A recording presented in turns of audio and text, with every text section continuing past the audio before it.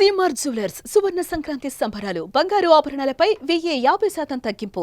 నమస్తే సార్. నమస్తే సార్, పవన్ కళ్యాణ్ గారి పాట, వారు పాడిన పాట హరహర వీరమల్లు నుండి పొద్దునే రిలీజ్ అయింది. పవన్ కళ్యాణ్ గారి గొంతు వినక అసలు హరహర వీరమల్లు అనేది ఏంటి, అసలు వస్తుందా రాదా అన్న సందిగ్ధంలో ఉన్నప్పుడు పాట ద్వారా బయటకు వచ్చారు. ఫ్యాన్స్ అందరికీ ఒక ఊరట అనమాట, సెలబ్రేషన్. ఇంకా సినిమా వస్తుంది తొందరలో అని చెప్పడానికి. అంటే రిలీజ్ డేట్ కూడా వాళ్ళు ఆల్మోస్ట్ సమ్మర్లో అని అనుకుంటున్నారు కాబట్టి, అంటే పార్ట్ 1 ఇది, పార్ట్ 1 సమ్మర్లో రిలీజ్ చేయాలి అనేది వాళ్ళ ప్లాను. పార్ట్ 2 ఉంటుందా లేదా అనే చర్చలో కూడా ఎవరు వెళ్ళటం లేదు. ముందు సినిమా రిలీజ్ అయితే చాలు అనుకుంటున్నారు. ఎన్నేళ్ళు అయింది సార్? 5 ఏళ్ళు అయింది సార్ మొదలుపెట్టి? 5 ఏళ్ళు దాటింది. అంటే కారణం దీనికి మొదట అనుకున్నటువంటి డైరెక్టర్, ఇది డిజైనింగ్ దశలో ఉన్నటువంటి డైరెక్టర్ కృష్ణ గారు వెళ్ళిపోయారు. ఇప్పుడు కృష్ణ గారు కాదు డైరెక్టర్, జ్యోతికృష్ణ, అంటే ఏం రత్నం గారు అబ్బాయి, పెద్ద కొడుకు ఆయన డైరెక్ట్ చేస్తున్నాడు ఈ సినిమాని ఇప్పుడు. కాబట్టి తొందరగా కంప్లీట్ చేయటం కోసం తాడేపల్లిలోనే సెట్స్ వేసి ఆయనకి ఇబ్బంది లేకుండా, ఆయన హైదరాబాదో మరో చోటకో తీసుకెళ్లకుండా అక్కడే చేసేస్తున్నారు షూటింగ్ కూడా. కంక్లూడ్ చేసి సినిమాని సమ్మర్లో రిలీజ్ చేయాలి. మ్యాక్సిమం మార్చి 24th రిలీజ్ అని అనుకుంటున్నారు టెంటటివ్గా. ఈ సినిమా కథ అంటే ఇది పాన్ ఇండియా సినిమా. 4-5 భాషల్లో ఈ పాట రిలీజ్ అయింది ఆల్రెడీ. కన్నడలో వచ్చింది, హిందీలో వచ్చింది, తమిళ్లో వచ్చింది, తెలుగులో ఈయనే పాడాడు, మిగిలిన భాషల్లో ఇతరులు పాడారు. ఇది పెంచల్ దాస్ రాశాడు ఈ పాటని, కీరవాణి గారు ట్యూన్ చేశారు. అయితే ఇది తెలంగాణలో జరిగేటువంటి కథే. తెలంగాణ అసలు ఆయన డైలాగ్ అది ఉంది పాటతో పాటు లింక్ అయ్యి.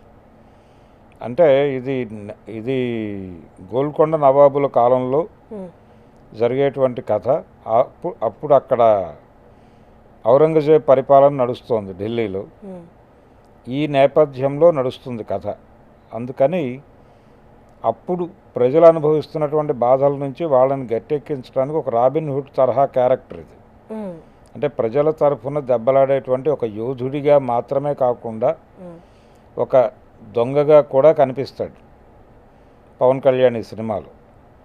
దీనికి తోడు ఒక పబ్లిక్ మూడ్ అలా ఉంది, నేషనల్ మూడ్ అలా ఉంది అనే ఉద్దేశంతో ఆ రోజున డిజైన్ చేసిన కథ ఇది, 5 ఏళ్ల క్రితం. అప్పుడు నేషనల్ మూడ్ ఎలా ఉందంటే టువర్డ్స్ రైట్ వింగ్ పాలిటిక్స్ ఉంది అప్పుడు. అందుకని ఇలాంటి కథలు జనం బాగా రిసీవ్ చేసుకుంటారు అనుకున్నారు వీళ్ళు. అనుకుని ఢిల్లీ దర్బారు మీద, అంటే ముస్లిం రూల్ మీద ఒక తిరుగుబాటు ప్రకటించినటువంటి ఒక యోధుడి కథగా దీన్ని ఎస్టాబ్లిష్ చేసి జనాలకు కనెక్ట్ చేయాలని అనుకున్నారు. అందుకని దీనికి చాలా పెద్ద స్పాన్ తీసుకున్నారు. ఈ స్పాన్ వర్కౌట్ అవ్వాలంటే ఇది డెఫినెట్గా 5-6 భాషల్లోకి వెళ్ళాలి. అందుకని 5-6 భాషల్లో డిజైన్ చేశారు. పాన్ ఇండియా కోసం చేస్తున్న సినిమా ఇది. పవన్ కళ్యాణ్ గారు ఈ మధ్య చాలా మీటింగుల్లో చెప్పేవాడు, నాకంటే అల్లు అర్జున్ చాలా పెద్ద హీరో, నాకంటే మహేష్ బాబు చాలా పెద్ద హీరో. ఇలాగే ఎలక్షన్ టైంలో కూడా ఈ మధ్య కూడా అన్నాడు ఆ మాట ఆయన. అంటే వీళ్ళందరూ మార్కెట్ పెద్దది, వీళ్ళందరూ పాన్ ఇండియా హీరోలు, మేం కాదు అన్న పద్ధతిలో మాట్లాడేవాడు. ఇప్పుడు ఆయన ఆ కోరిక తీరిపోతుంది ఈ పాటతో, ఈ సినిమాతో, హరిహర వీరమల్లుతో.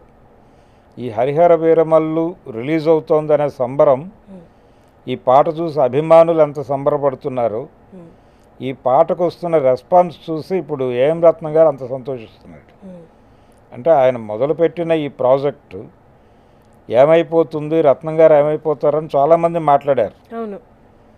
ఇప్పుడు ఫైనల్గా రిలీజ్ అవుతోంది. నిజానికి ఆయన జనసేన ప్రచార కార్యక్రమాలను కూడా పర్యవేక్షించాడు మొన్న జరిగినటువంటి ఎన్నికల్లో.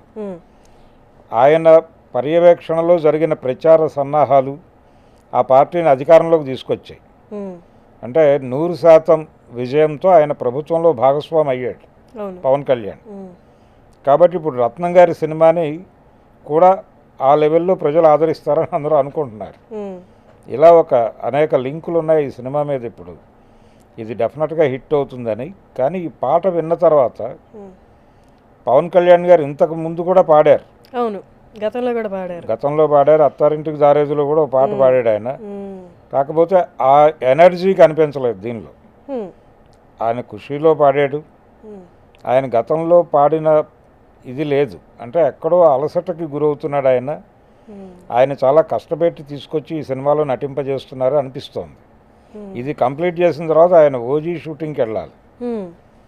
అది కూడా అంటే 3 yearsలో ఆయన 3 సినిమాలు కంప్లీట్ చేస్తానని చెప్పాడు. అవును, భగత్ సింగ్ సినిమా ఉంది హరీష్ శంకర్ది, అవును, అది కూడా చేయాలి. ఇలా ఈ 3 సినిమాలు ఎలా డిజైన్ చేస్తారు అనేది చూడాలి. ఈ పాటలో అయితే ఆయన యాక్టివ్గానే కనిపిస్తున్నాడు, కానీ తెర మీద ఆయన పాడిన పద్ధతిలో మాత్రం పాత ఇది లేదు, పాత జోష్ లేదు, ఆ కిక్ కనిపించలేదు. కానీ ఆడియన్స్ మాత్రం, అభిమానులు మాత్రం భుజాన్ని వేసుకుని తీసుకెళ్ళిపోతున్నారు. అసలు ఆ మాత్రం రావడం కూడా ఇన్ని రోజుల నుంచి యాంటిసిపేట్ చేశారు కదా. ఇప్పుడు దాకా ఎలక్షన్స్ అని ఆ పోరాటంలో ఉన్నారు. ఫైనల్లీ పవన్ కళ్యాణ్ గారి సినిమా అంటే వాళ్ళకి ఇంకొంచెం రిలాక్స్ అయ్యే మూడ్ కదా. అవును, పవన్ కళ్యాణ్ అభిమానులందరినీ ఛార్జ్ చేయడం కోసమే ఈ పాట రిలీజ్ చేశాడు ఆయన. ఛార్జ్ చేసి ప్రిపేర్ చేసి రేపు రిలీజ్కి సమాయత్తం చేయాలి వీళ్ళందరినీ. ఆ సమాయత్తం చేయటం కోసం ఈ పాటను రిలీజ్ చేశారు. అది ఆ పని చేస్తుంది, ఆ పని చేసేది. క్యారెక్టరైజేషన్ పరంగా అలా పాడారేమో, లేకపోతే ఆ పాట లేదు. అంటే జనరల్గా ఆయన ఎక్కువ శాతం ఉత్తరాంధ్ర పాటలు పాడారు ఆయన ఇప్పటిదాకా. అవును, ఆయన పాడిన పాటలన్నీ కూడా శ్రీకాకుళం నేపథ్యంలో నడిచే పాటలే. ఇది కూడా ఆ ధోరణిలోనే నడిచింది పాట. ఆయన లింక్ డైలాగులు తెలంగాణ డిక్షన్లో మాట్లాడినప్పటికీ ఇది మామూలుగానే నడిచింది, ఆయన అలవాటైన పద్ధతిలోనే నడిచింది. కాకపోతే గమకాలు ఆయనకి గతంలో చాలా యాక్టివ్గా పలికేవి, ఇప్పుడు కొంత తగ్గింది, ఆ ఊపు తగ్గినట్టుగా కనిపించింది పాటలు. కాకపోతే ఓవరాల్గా బాగుంది. ఆయన మాత్రమే అలా అంటే ఆ లెవెల్లో పాడగలిగినటువంటి హీరోలు కూడా ఎవరు లేరు ఇప్పుడు మనకి. అందుకు పవన్ కళ్యాణ్ గారిని స్పెషల్గా అప్రిషియేట్ చేయాల్సిన అవసరం ఉంది. మంచి గాయకుడు, మంచి నటుడు ఆయన.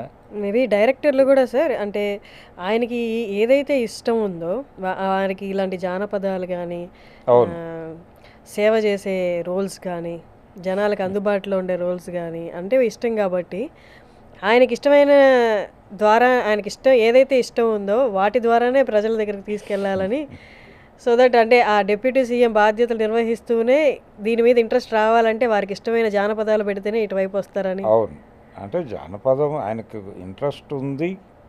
ఆయన గతంలో జానీ సినిమాలోను వాటిలోనూ ఆయన పాడిన అనుభవం ఉంది. ఇవన్నీ లింక్ చేస్తూనే ఆయన కూడా ఇప్పుడు సనాతన ధర్మం ఇవన్నీ మాట్లాడుతున్నాడు. ఈ సనాతన ధర్మ ప్రచారానికి కూడా ఈ సినిమా ఉపయోగపడుతుంది.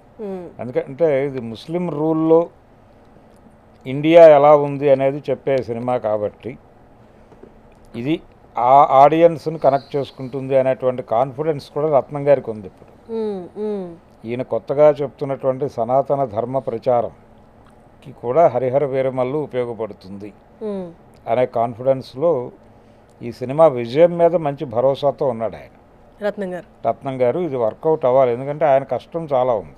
కానీ ఫ్యాన్స్ కూడా అలాగే వెయిట్ చేస్తున్నారు సార్. ఫస్ట్ సినిమా రిలీజ్ చేయండి బాబు, చాలు మేము హిట్ చేసేస్తాం అన్నట్లు వాళ్ళు వెయిట్ చూస్తున్నారు. అవును, అంటే వెయిట్ చేసేలాగా ఉంది పరిస్థితి. అదే చాలా విపరీతమైన అంచనాలు ఉన్నాయి ఆ సినిమా మీద మొదటి నుంచి.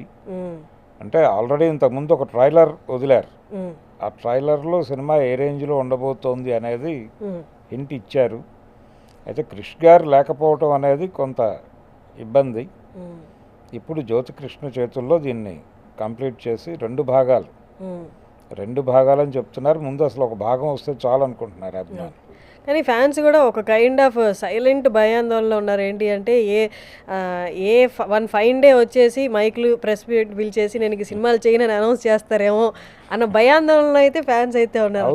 అలా చేయకూడదు అని ఆయన వెళ్ళిన ప్రతి మీటింగులోనూ అక్కడ ఓజీ అని అరుస్తూ ఉంటారు అభిమానులు. ఆయన వాళ్ళని అక్నాలెడ్జ్ చేస్తాడు. ఆయన చేసి మీరు ఓజీ అని అరుస్తున్నారు, నాకు ఇక్కడ చాలా పనులు ఉన్నాయి అని చెప్పడం అనేది సర్వసాధారణంగా జరిగే ఒక సీన్గా మారిపోయింది. మొన్న గేమ్ చేంజర్ ఈవెంట్లో కూడా అదే అరిచారు. ఇక్కడ నేను ఒక సినిమా ప్రమోషన్కి వచ్చాను, మీరు ఓజీ అని అరుస్తున్నారు అన్నాడు ఆయన. అందుకని ఆయన నుంచి ఒక సినిమా కోరుకుంటున్నారు. అంటే అధికారంలో మంత్రిగా ఉండి సినిమాలు చేయొచ్చా అనేది కొంతమంది మాట్లాడుతున్నారు. కానీ ముఖ్యమంత్రిగా ఉండి సినిమాలు చేశాడు ఒక ఆయన, రామారావు గారు. ఆయన సీఎం హోదాలో ఉండి విశ్వామిత్ర అనే సినిమా చేసినప్పుడు ఆయన సీఎంగానే ఉన్నారు.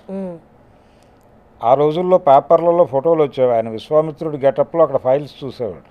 సెట్లోనే, సెట్కే వెళ్ళేవాళ్ళు ఆఫీసర్లు ఫైల్స్ పట్టుకుని. ఆయన అక్కడే చూసి సంతకాలు పెట్టేవాడు. అలాగే నేషనల్ ఫ్రంట్ మీటింగులు కూడా అక్కడే జరిగేవి. విపి సింగ్ అలాగే ఇతర నాయకులు వచ్చి వాళ్ళందరి మధ్య ఈయన విశ్వామిత్రుడి గెటప్లో కూర్చుని మాట్లాడేవాడు. కాబట్టి అవన్నీ చూస్తున్న వాళ్ళకి ఇది పెద్ద విచిత్రంగా అనిపించదు. అంటే ఆయన సిద్ధంగా ఉంటే వీళ్ళు రెడీగా ఉన్నారు సార్. అవును, ఫ్యాన్స్ అందరు. Thank you sir, thank you so much. Thank you. Suman టీవీలో మీ పర్సనల్ అండ్ బిజినెస్ ప్రమోషన్స్ కోసం కింది నెంబర్కి కాంటాక్ట్ చేయండి.